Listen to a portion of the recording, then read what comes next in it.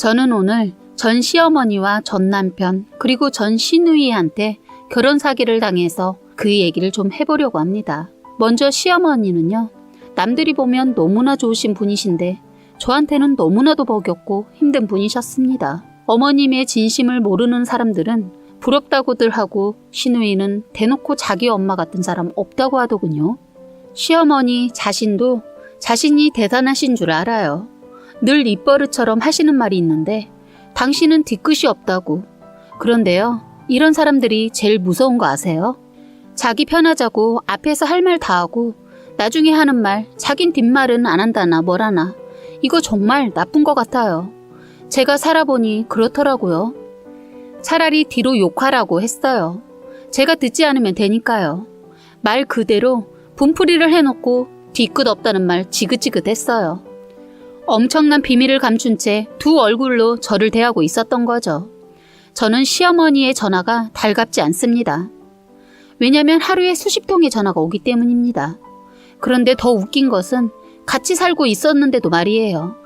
잠깐 외출 가서도 수시로 전화를 했어요.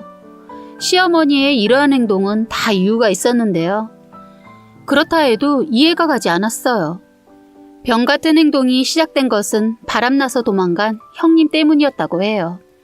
형님은 현모양처로 가정만 알고 사셨던 분인데 제가 결혼하기 전 바람이 나서 3살 난 자식도 내팽겨치고 집을 나가버렸다고. 그 때문에 아주버님은 폐인 같은 삶을 사시다가 알코올 중독으로 지금 병원에서 치료를 받고 있다고 했습니다. 문제는 치료가 끝나고 나오면 또다시 술을 먹고 해서 그냥 장기 입원을 하고 있다고 했어요. 아주버님이 이렇게 미쳐버린 것은 형님의 바람 상대자가 아주버님의 절친이었기 때문이었다네요. 어머님도 잘 아시고 시댁의 문턱이 닳도록 들락거렸던 분이라고 들었어요. 거의 가족과도 같은 사람이었다고 합니다. 어떻게 보면 시어머니가 화근 같아요.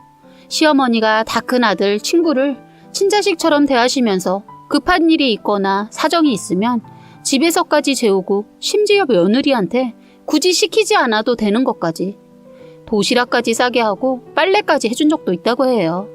거기에다 혼자 살고 있는 그 사람 집에 반찬 심부름까지 시키면서 친오빠라고 생각하라고 하면서 시켰다네요. 얘기를 들어보면 둘이 정분이 날 수밖에 없었을 것 같더라고요. 아주버님이 출장 가고 집에 없을 때도 시어머니는 아주버님 친구를 불러서 같이 밥 먹이고 했다네요. 시댁 근처에 사시는 아주버님 친구가 혼자 사는 것이 안쓰러워서 챙겼던 건데 은혜를 원수로 갚은 거죠. 시어머니 시골분이라 정이 넘치는 분인데 그 정이 지나쳤던 것 같아요. 아주버님은 아내의 배신감보다 친구의 배신감 때문에 더 괴로워했다고 하더군요. 말이 절친이지 형제나 다름없었다고 해요. 중학교 때부터 성인이 될 때까지 떨어져 본 적이 없을 정도라네요. 심지어 군대까지 같이 다녀왔다고 했습니다. 이렇다 보니 어머님도 자식 이상으로 챙겼던 것 같아요. 그런데 아주버님을 배신한 그놈도 대단한 게 끊임없이 베풀어주신 사랑과 이렇게 끈끈한 친구의 우정을 사랑 하나로 바꿔버렸다는 게 인간 같지 않은 사람 같아요. 둘은 어디로 숨었는지 수소문해도 아직까지 소식을 들을 수 없다고 들었어요. 그런데 시댁의 가장 큰 문제가 또 있었습니다. 형님네 아이였어요. 제가 결혼 당시에는 이런 사정을 전혀 모르고 있었네요. 모두가 완전히 저를 감쪽같이 속였기 때문입니다.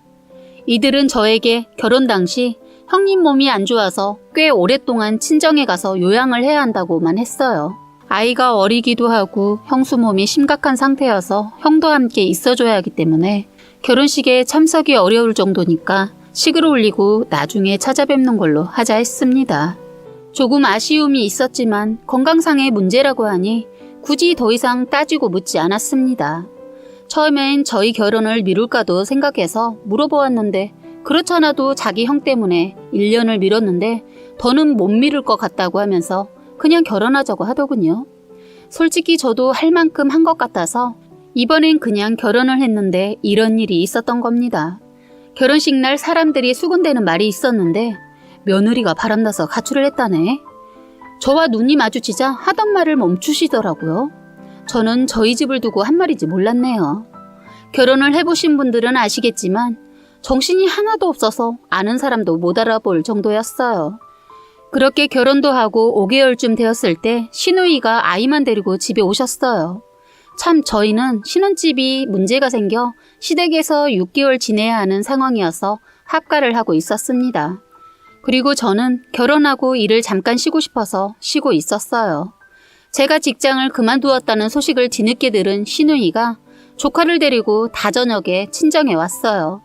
저는 형님 몸이 더 악화가 되었나 싶어서 걱정이 되었어요. 결혼하고 인사 가기로 했는데 신랑이 이래서 안 된다 저래서 안 된다 차일피일 미루더군요. 신경은 쓰였지만 혼자 인사 가기 그래서 기다리고 있었던 게 시간이 많이 흘렀어요.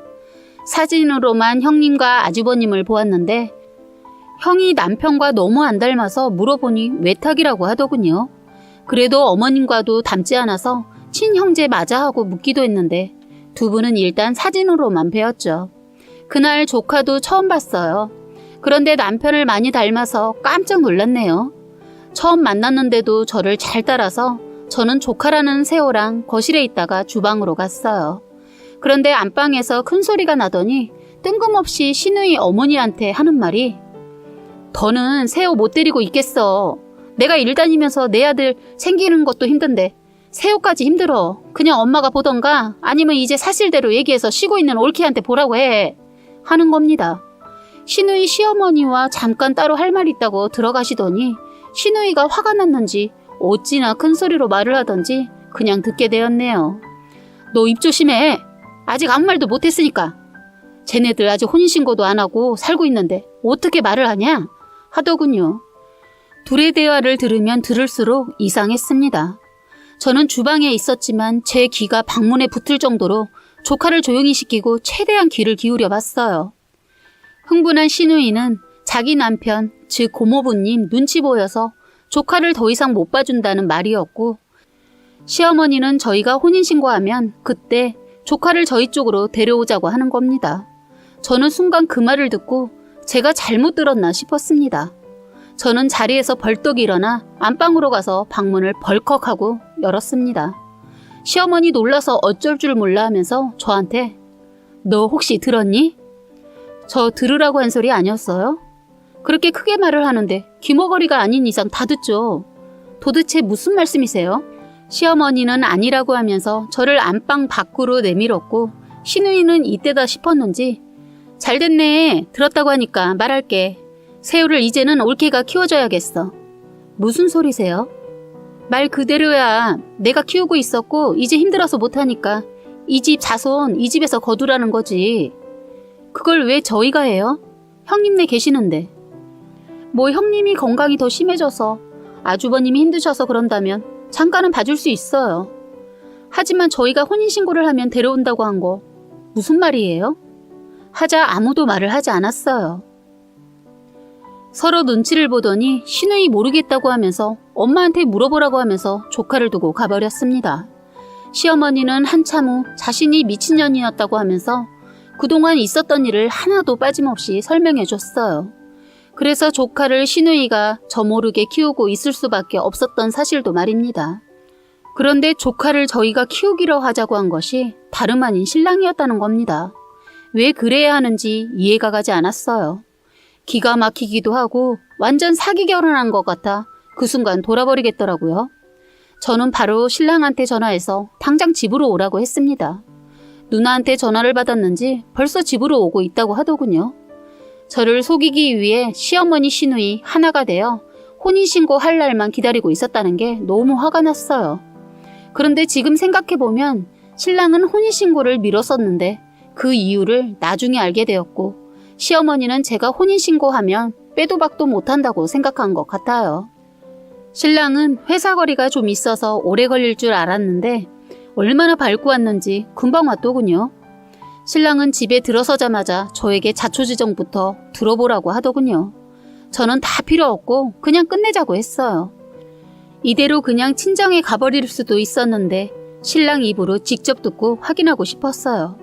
저는 신랑한테 물었고 그 대답은 정말이었습니다.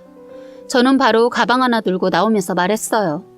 절대로 조카 키워줄 생각 없으니까 이대로 끝내고 집 정리되는 대로 법원 가자고 하고 나와버렸습니다. 신발도 신지 않고 맨발로 뛰쳐나와 저를 잡더군요. 시어머니도 아이를 들지 않고 나와서 저를 잡으며 애는 걱정하지 말라고, 그냥 당신이 키워줄 테니 걱정하지 말라고 하더군요. 만약에 시댁에 돈이 없고 계속 저희가 생활비를 비롯해서 여러 가지 뒷받침을 해야 하는 상황이었으면 정말 헤어졌을 텐데, 다행히도 시어머니 나름 능력이 있어서 일단 이혼은 생각해보기로 하고 다시 살게 되었어요. 단 혼인신고는 저희 신혼집에 들어가서 살아보고 하겠다고 하고, 조카를 저희가 키우지 않는 걸로 다짐받고 결혼 생활을 이어갔습니다. 그런데 같이 살면서 부딪히기 시작하는 겁니다. 시간이 갈수록 자꾸 조카를 돌보는 일이 제 일이 되어가고 있었어요. 시어머니도 하루하루 지나면서 외출도 잦으시고 전화도 수시로 하면서 모든 것을 저에게 전담하려고 하더군요. 저는 아이를 낳아본 것도 아니고 심지어 제 주변에 아이를 낳은 사람도 없어요. 그래서 어깨너머로 배워본 적이 없어서인지 모든 게 서툴고 힘들었습니다. 모를 때마다 책을 사서 봤어요. 그런데 아이의 밥이며 목욕, 재우는 거 어느 순간 제가 다 하고 있는 겁니다. 더 힘들었던 건 아이가 어려서 그런지 어느 순간 제가 엄마인 줄 알고 있었어요. 저를 언제부터 엄마라고 부르는 겁니다. 아니라고 해도 끝까지 엄마라고 하는데 미치겠더군요. 그런데 시어머니나 신랑이 시간이 갈수록 당연한 듯이 생각하는 겁니다. 왠지 모르게 제가 이용당하고 있다고 생각이 드니까 정신이 번쩍 들더군요. 그때가 제 몸도 지치고 모든 것이 화가 나기 시작할 때쯤이었어요. 다행인지 몰라도 집 해결이 2달 더 빨리 해결되어서 저희는 저희 신혼집으로 들어갈 수 있었어요. 육아에서 해결된 것 같아 너무 기뻤어요. 솔직히 남에게 봉사도 하는데 조카 하나 못 봐주겠나 하고 사랑으로 보살펴줬는데 몇 달을 하니 힘이 들더군요. 쉬운 일이 아니었어요. 저는 그때 일로 육아의 힘듦이 얼마나 고됨인지 알고 이세 계획도 미뤘네요. 저희는 신혼집으로 이사를 하고 다시 달콤한 신혼을 즐기게 될 거라는 기대에 많이 부풀어 있었어요. 그런데 저희가 짐을 정리하고 새벽에나 잠을 자고 있었는데 시어머니 세호를 안고 저희 집에 오신 겁니다. 세호가 저를 찾고 울어서 도저히 안 될 것 같아 데리고 왔다는 거예요. 그런데 급하게 왔다는 어머니의 손에는 바리바리 새우짐이 있었어요. 저는 그때 제 생각이 짧았다는 것을 그때 알게 되었습니다. 이 사람들은 새우가 저에게 정을 붙인 다음 아예 같이 살게 하려고 했던 거예요. 시어머니의 얄팍한 속셈이었던 거죠. 그날은 새우가 하도 울어서 그냥 저희 집에 재웠습니다. 그리고 다음날 시어머니 볼일 보고 오겠다고 가셨는데 전화해도 받지 않는 겁니다. 다급한 마음에 집에 가봤는데 안 계시더군요. 계속 전화를 받지 않아서 시누이한테 전화했더니 시누이 말 듣고 깜짝 놀랐네요. 엄마 아저씨 만나서 여행 간다고 했는데 3박 4일로 갔으니까 그때 다시 전화해봐. 이건 또 뭔가 싶었습니다. 신랑 전화해서 물어보니 저만 모르고 시어머니가 애인이 있었다는 걸 다 알고 있었어요. 가만히 보니까 시어머니 형님 아들 저한테 떠넘기고 새 출발하려고 했더라고요. 어처구니가 없어서 저 그날 신랑과 이혼하자고 했습니다. 나는 당신 조카 키우면서 살 자신 없어. 왜 그래? 잘해왔잖아. 누가? 내가? 아니, 난 그냥 잠깐이니까 그냥 한 거야. 나 애 좋아하는 사람도 아닌데 이렇게 한 것은 세호가 안쓰러워서 그런 거야. 그리고 당신도 어머니도 정말 무서운 사람이다. 어떻게 나를 이렇게 감쪽같이 속이냐? 속인 건 미안한데 애가 너를 따르니까. 말 같은 소리 해. 그리고 나보고 새 엄마라도 하라는 거야? 시어머니는 남자한테 빠져 자기 손주도 며느리한테 내팽개치는데 누가 내팽개쳐? 이놈이 사과하고 빌어도 시원찮은데 자기 엄마 뭐라 하니까 발끈하는데 그 순간 정말 정내미가 뚝 떨어졌어요. 끝까지 못 가겠더라고요.